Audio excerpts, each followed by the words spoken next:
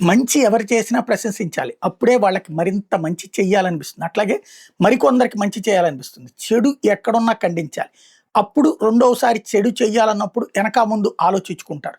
మనం నారా లోకేష్ నిన్న అడ్వర్టైజ్‌మెంట్ ఇచ్చినటువంటిది ఏదైతే 10థ్ క్లాస్ విద్యార్థులు గవర్నమెంట్ స్కూళ్ళకి ఇచ్చినటువంటి అడ్వర్టైజ్‌మెంట్ గురించి కూడా అభినందించాం. అదే విధంగా బొజ్జల గోపాలకృష్ణారెడ్డి గారి అబ్బాయి బొజ్జల సుధీర్ రెడ్డి ఇప్పుడు శ్రీకాళహస్తి ఎమ్మెల్యే గెలిచి తను ఒక అద్భుతమైనటువంటి నిర్ణయం తీసుకున్నారు. తన నియోజకవర్గంలోని ప్రభుత్వ పాఠశాలలో చదివి టాప్ మార్కులు సాధించిన ముగ్గురు స్టూడెంట్స్‌కి ఒక్కొక్కళ్ళకి 3 సెంట్ల చొప్పున భూమి ఇస్తానని ప్రకటించడం అన్నది అద్భుతమైనటువంటి నిర్ణయం. అందరు ఎమ్మెల్యేలు ఈ పని చేయదగినటువంటి అంశం.